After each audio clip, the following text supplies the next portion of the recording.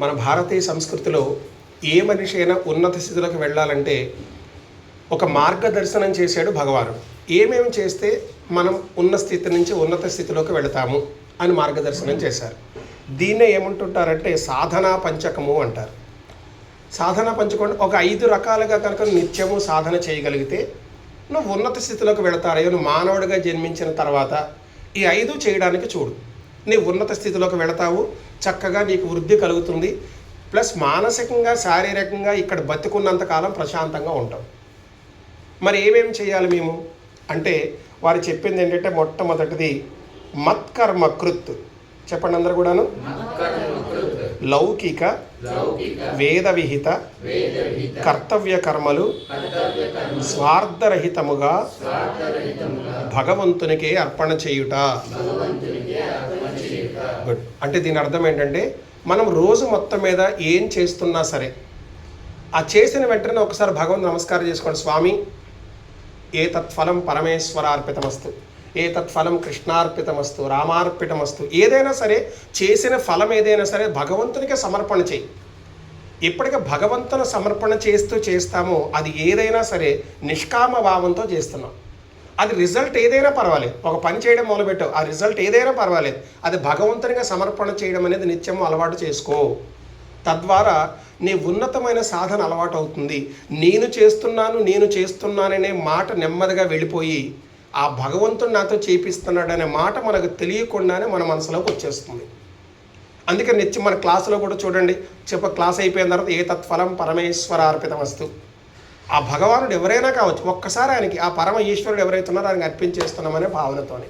ఇది మనం సాధన చేసేటప్పుడు మనం సాధనా పంచకంలో మొట్టమొదటిది భగవానుడు చెప్పింది ఏంటంటే మనం ఏం చేస్తున్నా భగవంతుని అర్పణ చేయడం అలవాటు చేసుకోండి. ఉదయం లేచాం, భగవంతునికి ఒక్కసారి నమస్కారం చేసుకోండి. అదేవిధంగా మనం ఏదో యోగా చేయడం వల్ల ఇంటికి వెళ్ళిపోయి ఒక్కసారి నమస్కారం చేసుకుందాం. భోజనం చేసే ముందు ఒక్కసారి నమస్కారం చేసుకోండి. మీ పనులు స్టార్ట్ చేసే ముందు ఒక్కసారి నమస్కారం చేసుకోండి. పని అయిపోయింది ఒక్కసారి నమస్కారం చేసుకోండి. ఇంటికి వచ్చి మన పనులు కూడా పడుకుంటున్నాం, ఒక్కసారి చేయకూడదు. తద్వారా ఏమవుతుందో రోజు మొత్తం మీద కూడా భగవంతుని యొక్క అనుగ్రహంతో మనం చేస్తున్నట్టుగా జీవితం వెళ్ళిపోతూ ఉంటుంది. భగవంతునికి అనుసరణలో చాలా సేఫ్ జోన్గా వెళ్ళిపోతూ ఉంటుంది. ఇది సాధనా పంచకంలో మొట్టమొదట మనం చేయాల్సిన సాధన. ఇంకా రెండవది నాతో పాటుగా చెప్పండి. మత్పరమః భగవత్ ప్రాప్తియే పరమ లక్ష్యము పురుషార్థముగా భావించుట. ఈ జీవితంలో మనం ఏం చేస్తున్నా సరే ఇది మన ఆలోచనలో మన నడవడిక ఎలా ఉండాలంటే భగవంతుడి తత్వాన్ని తెలుసుకోవాలి. ఎందుకంటే పుట్టక ముందు మనం ఎక్కడి నుంచి వచ్చామో మనకు తెలియదు, పోయిన తర్వాత ఏమైపోతామో తెలియదు. మనకి ఏంటంటే డేట్ ఆఫ్ బర్త్ ఉంది, డేట్ ఆఫ్ డెత్ ఉంది. ఆ డేట్ ఆఫ్ బర్త్కు ముందు మనం ఎక్కడున్నాం, డేట్ ఆఫ్ డెత్ తర్వాత మనం ఏమైపోతాం. రెండోది, మనం పుట్టడానికంటే ముందే ఇవన్నీ మన కోసం రెడీ చేసి పెట్టాడు పెద్ద ఆయన. రెండు, అందరి జీవితాలు ఒకే కుటుంబంలో ఉన్న అందరి జీవితాలు ఒకలా ఉండట్లేదు. ఒక్కొక్కరి జీవితం ఒక్కొక్కలాగా ఉంటుంది. నాకే ఎందుకు కలిసి వచ్చిందంటే కారణం లేదు, వాడికి ఎందుకు కలిసి రాలేదంటే కారణం లేదు. బట్ ఏదో మొత్తానికి ప్రీ డిజైన్డ్ అని అనిపిస్తూ ఉంటుంది, జాగ్రత్తగా గమనించుకుంటూ ఉంటుంది. అందుకని పెద్ద ఆయన చెప్పింది ఏంటంటే ఏమి చేస్తున్నా సరే మన భావన ఎట్లా రావాలంటే ఈ విషయాన్ని సత్యాన్ని తెలుసుకోవాలి. అసలు నా వెనకున్నది ఎవరు, నన్ను నడిపిస్తున్నది ఎవరు, వీటన్నిటికీ కారణం ఏంటి, ఎలా జరుగుతుంది, సృష్టి అంతా ఇలా ఎలా జరుగుతుంది అనే ఆలోచన వస్తే మన అడుగులు భగవంతుని వైపు నడడం ప్రారంభమవుతాయి. మనం చేసే ప్రతి పని భగవంతుని తెలుసుకోవాలనే భావనతో చేయండి, అప్పుడు జీవితం బాగుంటుంది అని రెండవ సాధనగా చెప్పారు. అంటే కేవలము భౌతికంగా కాకుండా నీ జీవితాన్ని భగవంతుని తెలుసుకోవాలి అనే భావంతో కనుక నీ జీవితం ఉంటే బాగుంటుంది. ఇది రెండవ సాధన పంచకం. ఇంకా మూడవ సాధన మద్భక్త్యః సర్వాత్మస్వరూపుడగు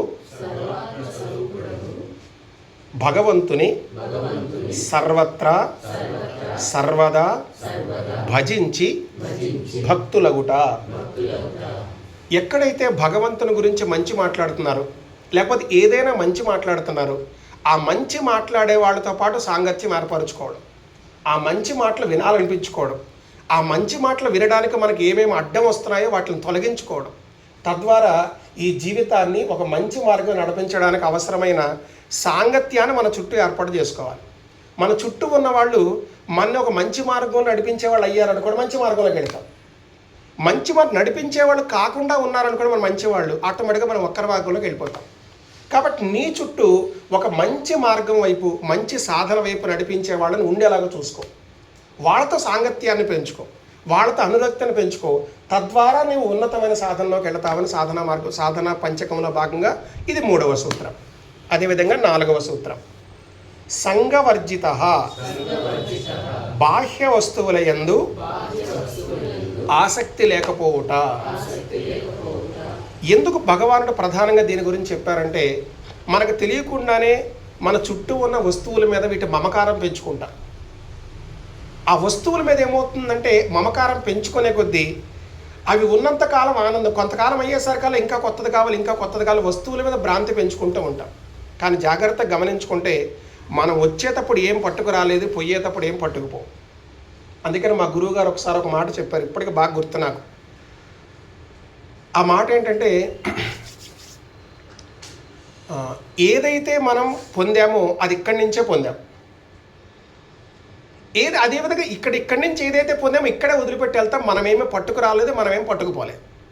కానీ ఉన్నంతకాలం కూడాను ఇదంతా నాతో వచ్చేస్తుందేమనే భావంతో మొత్తం జాగ్రత్తగా కాపలా కాస్తూ కూర్చుంటాం అంటుంటారు. కానీ ఈ వస్తువుల మీద ఏదైతే నువ్వు పెంచుకుంటున్నావో నెమ్మదిగా ఇవన్నీ అశాశ్వతం. నీ ఇంటి దగ్గర నుంచి, నీ ఉద్యోగం దగ్గర నుంచి, నువ్వు వస్తువులు, నువ్వు ఇష్టపడి కొనుక్కున్న వస్తువులు ఏమైనా సరే ఇది అశాశ్వతమైన భావంతో నెమ్మదిగా ఆ భ్రాంతి నుంచి బయటపడడానికి అవసరమైన సాధన చెయ్యి. అందుకని ఒకప్పుడు మన మహర్షులు ఒక యజ్ఞం చేసేవారు, వాజపేయి యజ్ఞం అని ఒకటి చేసేవారు. వాజపేయి యజ్ఞం అంటే ఉన్నది మొత్తాన్ని దానం చేసేసేవాడు అంట, ఏది ఉంచుకోకుండా. జీరో, ఇంక నా దగ్గర ఏమీ లేదప్ప అనే టైపులో సాధన చేసేవాడు. సాధన చేస్తే మళ్ళీ రీస్టార్ట్ చేసేవాడు లైఫ్. ఎప్పుడు కూడా మనకి మన జీవితం ఎట్లా ఉండాలంటే ఉన్నది మొత్తం ఊడి చేసిన జీరోని స్టార్ట్ చేయడానికి ఎప్పుడు రెడీగా ఉండాలంట. అది ఉన్నతమైన సాధన అండి. అది నేను బాగా ఎక్స్పీరియన్స్ అయ్యాను. నేను ఎప్పుడు కూడా ఉన్నది మొత్తం వెళ్ళిపోయినా సరే, నేను ఇంతకుముందు క్లాసులు అనేవి ఇప్పుడు ఇలా చేస్తున్నాను అని చెప్పేసి ఒక దగ్గర ఇంతకుముందు అనేక ప్రాంతాలు తిరుగుతూ చేసేవాడిని. ఒక ప్రాంతంలో క్లాసులు పెట్టగానే అందరు కూడాను అబ్బా, ఓహో, ఆహా, బాగా చాలా అద్భుతంగా అనేవారు. అంత పొగడ్తలు కూడా చక్కమని వదిలిపెట్టేసి మళ్ళీ ఇంకో ప్రాంతానికి వెళ్ళిపోతే మళ్ళీ అక్కడ మేము ఎవరో వాళ్ళకి తెలియదు, మళ్ళీ స్టార్ట్ విత్ జీరో, మళ్ళీ ఫ్రెష్గా మళ్ళీ స్టార్ట్ చేసేసేవాళ్ళం. మళ్ళీ అందరు కొత్త వాళ్ళు పరిచయం అవుతుండారు. ఆ ఎనర్జీ అనేది ఆటోమేటిక్గా పెరుగుతూ ఉంటుంది. అందుకని ఎప్పుడు కూడాను జీవితం అనేది నెమ్మదిగా వీటి పట్ల, బాహ్య వస్తువుల పట్ల ఎఫెక్షన్, ఎమోషన్ పెంచుకోకుండా కొద్దిగా జాగ్రత్తగా అలవాటు చేసుకోవడానికి చూడండి. ఇది ఏమైనా సరే, మన ఉద్యోగం ఉందనుకోండి, మనం పోగానే మనం పోయామని చెప్పేసి ఏమనుకోరు, మన కుర్చీని పక్కన పెట్టరు, ఇంకోటి కూర్చోబెడతారు. అది ఏ పోస్ట్ అయినా కావచ్చు, ఎంతటి పోస్ట్ అయినా కావచ్చు.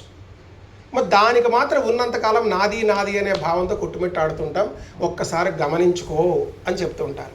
అదేవిధంగానే 5వది నిర్వైరః సర్వభూతేషు, అన్ని ప్రాణుల యందు వైరభావము లేకుండా ప్రేమ, కరుణ కలిగి ఉండుట. ఇది అద్భుతమైన సాధన. ఇది మామూలు సాధన కాదు.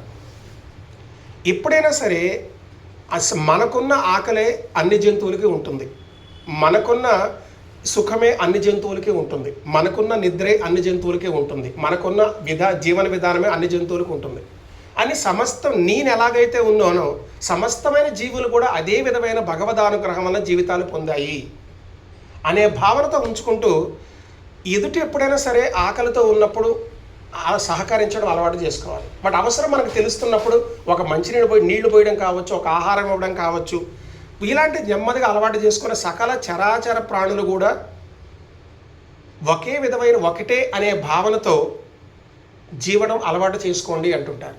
ఆ ప్రేమను ఎప్పుడైతే అలవాటు చేసుకోగలుగుతారో మన జీవితాలు బాగుంటాయి. ఇది ఎక్కడ చూడొచ్చంటే మన పురాణాలు, ఇతిహాసాలు గమనిస్తున్నప్పుడు మహర్షుల యొక్క ఆశ్రమాల్లో పులులు, లేడులు కూడా, కుందేళ్ళు కలిసి తిరిగేయి అంటుంటారు. ఎలా తిరిగేవి అంటే వీళ్ళు ఎప్పుడైతే సంపూర్ణమైన ప్రేమభావంతో జీవించడం ప్రారంభిస్తారో అందరికీ అన్నీ కూడా హాయిగా ఉంటాయి. అన్నీ కూడా వాటి యొక్క వైరభావాన్ని మర్చిపోయి అన్నీ ఒకటైన భావంతో జీవిస్తూ ఉంటాడు. ఇప్పటికీ కూడాను మేబీ చైనాలోనో జపాన్లోనో బుద్ధిస్ట్ మాంగ్స్ చూస్తుంటే పులులతో వాళ్ళు నడవడం మొదలు పెడుతుంటారు. బుద్ధిస్టులు అప్పుడప్పుడు మన యూట్యూబ్ వీడియోలు చూస్తుంటుంటాం. పులులు కూడా మామూలు కుక్క పిల్లలాగా తిరుగుతుంటే ఆశ్రమాల్లో తిరుగుతూ ఉంటుంటాయి. ఎందుకంటే వాళ్ళు అద్భుతమైన షావోలిన్ ప్రక్రియ ద్వారా చాలా అద్భుతమైన సాధన చేసి ఉంటారు. మానసికంగా వైరి భావన లేకుండా సాధన చేసేసరికల్లా అవి కూడా వారి మాట వినే స్థాయికి వాళ్ళు ఎదిగిపోయారనమాట. బుద్ధిస్ట్ మాంగ్స్ అని పురాతనమైన బౌద్ధమైన యోగ విద్య. వాళ్ళు అద్భుతంగా సాధన చేసేవాళ్ళు. ఈ విధమైన సాధన క్రమంగా అలవాటు చేసుకోగలిగితే మన మనస్సు ప్రశాంత పడుతూ ఉంటుంది. ఇప్పుడు చూడండి, ఈ 5 సాధనా పంచకాలు చెప్పారు. దీంట్లో ఎవరైనా చేయి దగ్గర ఉన్నాయా, చెయ్యి లేనివి ఏమైనా ఉన్నాయా? చెయ్యి లేనివి ఏమి లేవు. ఏ వయసు వాళ్ళు చేయొచ్చు? ఈ 5ను ఏ వయసు వాళ్ళైనా చేయొచ్చు. వయసుతో సంబంధం లేదు.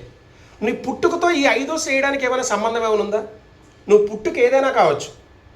ఈ 5 చేయాలంటే సరే ఈ పుట్టినోడికి 5 సాధ్యం కాదన్న ఏమైనా ఉన్నాయా? ఇది భారతీయ ధర్మం. అంటే ఇది ధర్మం ఎట్లా ఉంటుందంటే ఎప్పుడు ఎవ్వరికి వ్యతిరేకం ఉండదు, అందరినీ కలుపుకొని పోతుంది. నువ్వు ఎవరివైనా కావచ్చయ్యా, నువ్వు చక్కగా మన అందరం సాధన చేసుకుంటూ వెళదాం, అందరూ ప్రశాంతంగా ఉందాం, ఆరోగ్యవంతంగా ఉందాం, ఆనందంగా ఉందాం. ఇది మన సంస్కృతి అన్నమాట. మొట్టమొదటి నుంచి మన దగ్గర అలవాటు చేసిన సంస్కృతి ఇదే. మనం ఎవరిని వ్యతిరేకించలేదు, అందరిని కలుపుకుపోవడానికి చూస్తాం. కానీ మిగతా వాళ్ళు కొంచెం మూర్ఖంగా ఉండడం మనం కొంచెం జాగ్రత్తగా ఉండాల్సి వస్తుంది అంతే.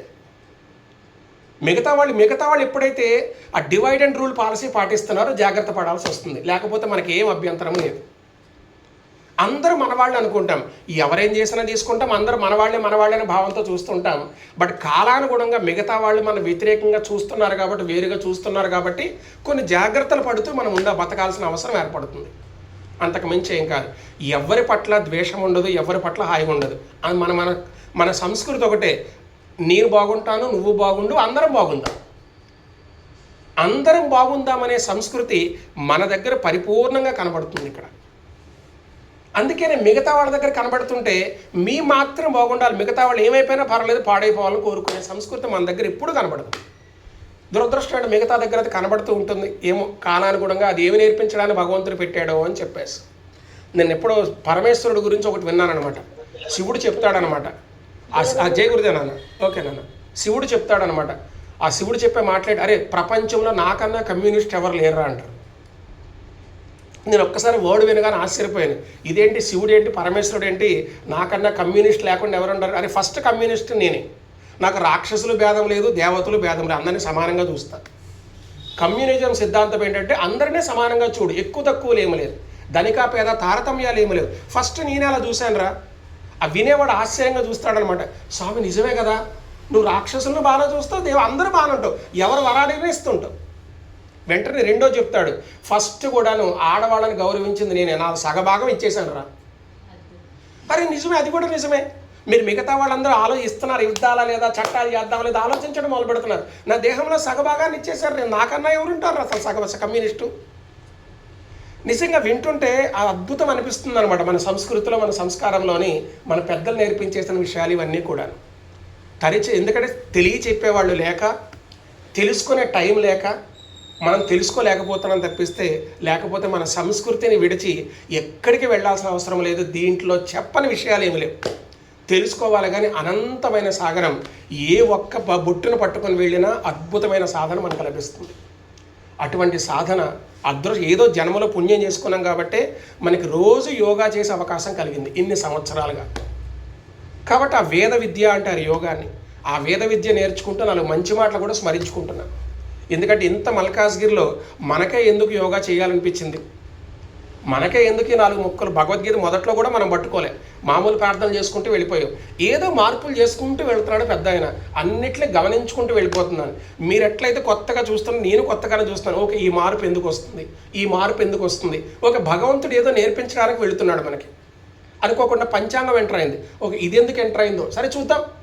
ఏది ప్రీ ప్లాన్డ్గా చేయట్లేదు, కావాలని చేయట్లేదు, జస్ట్ కోఇన్సిడెన్స్ అలా వెళ్ళిపోతుంది అంతే. బట్ ఏదో నేర్పించడానికి భగవంతుడు చూస్తున్నాడు అనే భావంతో ఒక్కసారి నమస్కారం చేసుకొని వెళ్ళిపోతున్నాం. చూద్దాం మనందరికీ ఏ విధమైన సాధన ఇస్తాడో భగవంతుని తెలుసుకొని ఈ సాధనా పంచకాన్ని జాగ్రత్తగా ఆచరణలో పెట్టుకుందాం. ఓకేనమ్మా, జై గురుదేవ్.